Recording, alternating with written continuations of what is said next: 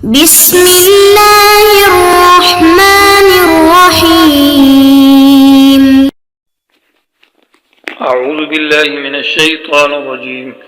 يخادعون الله والذين آمنوا وما يخدعون إلا أنفسهم وما يشعرون. آیت نمبر 9 اور سبق نمبر 54 ہے.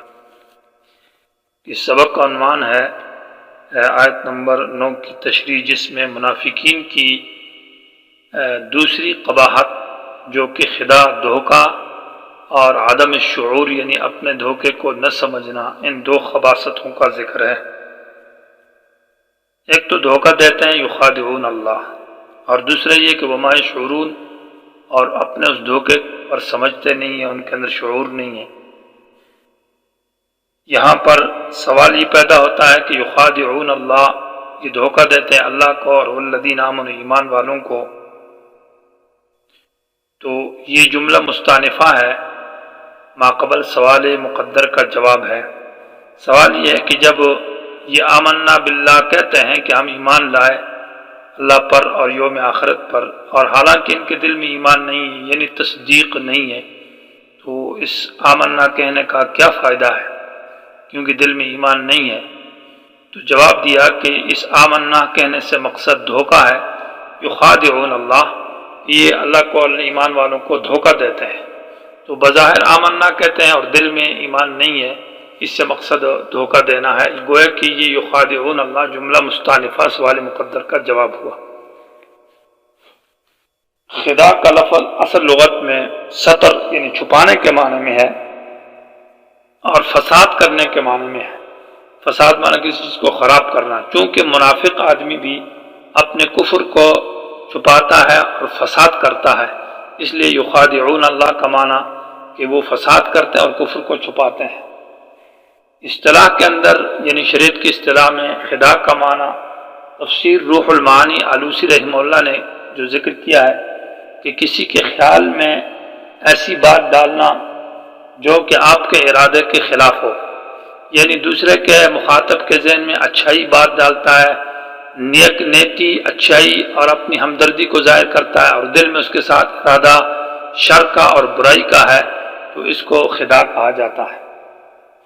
جبکہ تفسیر قرطبی رحمہ اللہ نے ایک اثر ذکر کیا ہے، یعنی ایک حدیث ذکر کی ہے، اگرچہ سند میں کچھ ضعف ہے، تو انہوں نے ذکر کیا ہے کہ اصطلاحی معنی خداع کا ہے ان تعمل بما امرک اللہ وتطلب غیرہ، کہ تو ایسا عمل کرے، ان تعمل کہ انسان عمل کرے، بما اس چیز پر امرک اللہ جو اللہ نے تجھے حکم دیا ہے، نماز پڑھتا ہے، روزہ رکھتا ہے، ایمان لے آتا ہے، وتطلب به غیرہ، اور مطلب اس سے اللہ کی رضا نہیں ہے، غیر مقصد ہے، یعنی دنیا ہے، مفاد پرستی ہے، شہرت ہے وغیرہ ہے.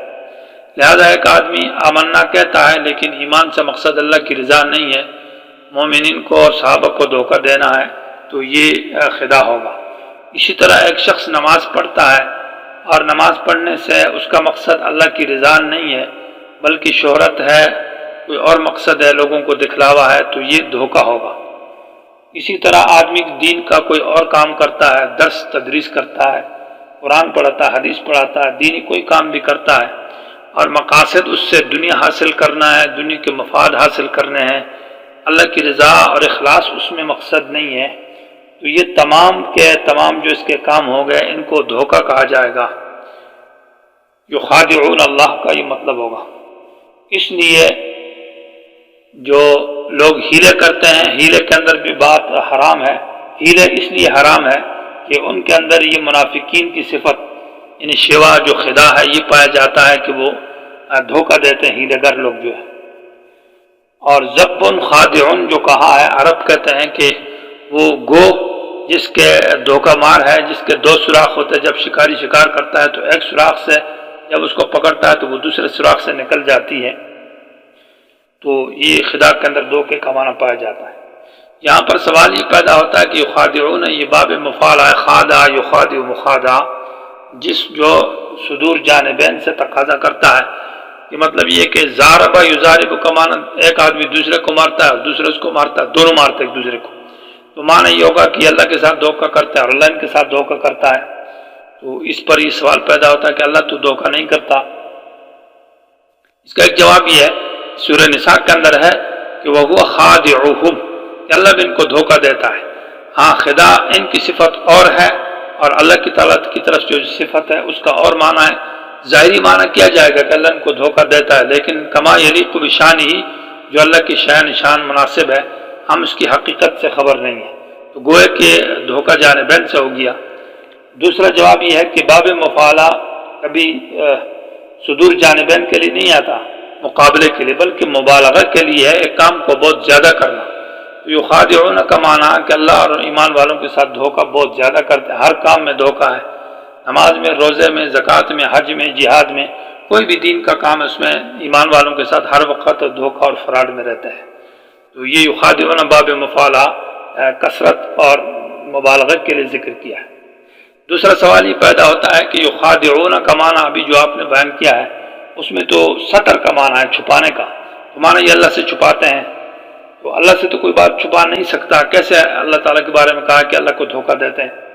تو جواب یہ ہے کہ یہاں پر یخادعون اللہ فی زعمہم اپنے خیال میں گوئے کہ ان کے اپنے خیال میں گوئے کہ ہم چھپ گئے اور ہم نے اللہ سے بات چھپا لی ہے، یہ اپنے خیال میں اور اپنے زعم کے اعتبار سے، حقیقت میں نہیں ہے.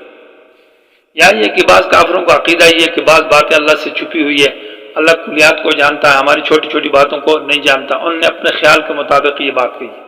والذین آمنوا ایمان والوں کو دھوکہ دیتے ہیں، تو ایمان والوں سے مراد یہاں پر صحابہ اکرام ہے، اور صحابہ اکرام کے سامنے یہ جھوٹی قسمیں کھاتے تھے، یحلفون باللہ، اور عذر پیش کرتے تھے جہاد میں جانے سے نبی علیہ السلام کے سامنے کہ ہمارے گھر کی مصروفیات ہے، گھر میں بیماری ہے، گھر کے کام ہے، اور اگر بعض کہتے ہم جائیں گے تو ہم فتنے میں پڑ جائیں گے، جیسے کہ وہ منافق تھا منہم من یقول ذلی لا تفتنی. تو اس طرح ان کے جو ہے مومنین کے ساتھ مختلف جو سورۃ توبہ میں اور قرآن مجید کے اندر صحابہ اکرام کے اندر ساتھ ان نے جھوٹی قسمیں اور دھوکے اور عذر پیش کیے، تو یہ مراد ہے. وما یخدعون ایک سوال یہاں اور پیدا ہوتا ہے کہ اللہ کو دھوکہ، جواب اس کا یہ ہے کہ یخادعون اللہ میں لفظ اللہ سے پہلے لفظ مضاف محذوف ہے، یخادعون رسول اللہ، اللہ کے رسول کو دھوکہ دیتے ہیں. یا لفظ اللہ کو ویسے ہی ذکر کیا بطور عظمت شان صحابہ کرام کی کہ ایمان والوں کو دھوکہ دینا ایسا ہے جیسے کہ اللہ تعالیٰ کو دھوکہ دینا ہے. وما یخدعون الا انفسهم اور یہ حقیقت میں دھوکہ نہیں دیتے مگر اپنے آپ کو. یہاں پر سوال یہ پیدا ہوتا ہے کہ پہلے کہا کہ یہ دھوکہ دیتے ہیں ایمان والوں کو، اور ما یخدعون الا انفسهم کا معنی یہ کہ یہ کسی کو دھوکہ نہیں دیتے مگر اپنے آپ کو.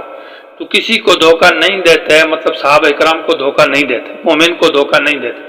تو پہلی آیت کا مطلب یہ ہے کہ ایمان والوں کو دھوکہ دیتے ہیں، اور دوسری آیت سے سمجھ میں آ رہا ہے کہ ایمان والوں کو دھوکہ نہیں دیتے. یہ تو تعارض ہے. جواب یہ ہے کہ ایک فعل کا جو ہے اس کی دو حیثیت ہوتی ہے، ایک اس کی ابتدا ہوتی ہے اور اس کا انتہا ہوتا ہے. ابتدا یہ ہے کہ ایک کام مثلا آپ شروع کرتے ہیں، دھوکہ دیتے ہیں، اور اس دھوکے کا ایک انتہا ہے کہ اس کا انجام اور اس کی عاقبت آخر میں نتیجہ کیا ہوگا.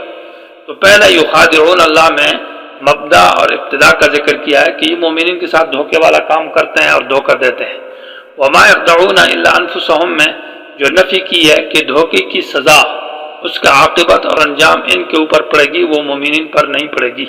تو معنی یہ ہوگا کہ وما یخدعون حقیقت میں یہ دھوکہ نہیں دے سکتے مگر اپنے آپ کو، یعنی دھوکے کا نقصان اور وبال ان ہی پر پڑے گا. جیسے کہ سورہ فاطر کی آیت میں ہے وما یمکرون الا بانفسهم اور ولا یحیق المکر السیء الا بآلہ، کہ جب آدمی کسی کو دھوکہ دیتا ہے تو اس کے دھوکے کا نقصان اور وبال اپنے اوپر اس کو پڑے گا.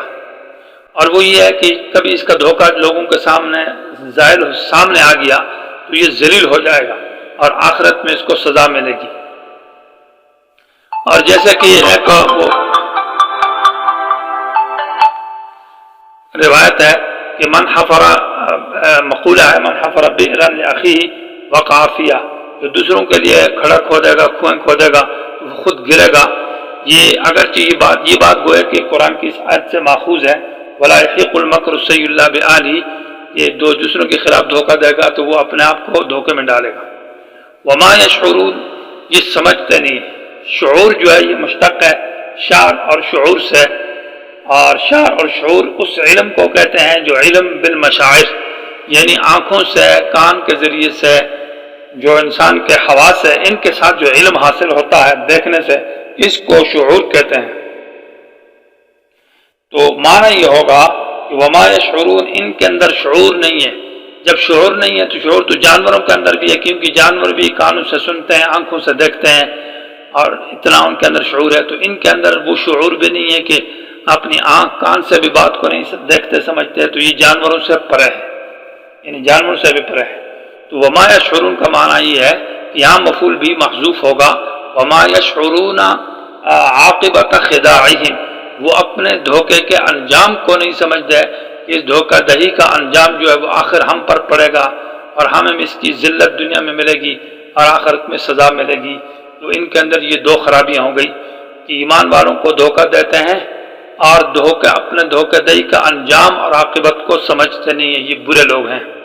معنی ہوگا یخادعون اللہ، جو دھوکہ دیتے اللہ کو اور ایمان والوں کو، اور حقیقت میں دھوکہ نہیں دیتے مگر اپنے آپ کو، اور نہیں سمجھتے اپنے دھوکے کے انجام کو۔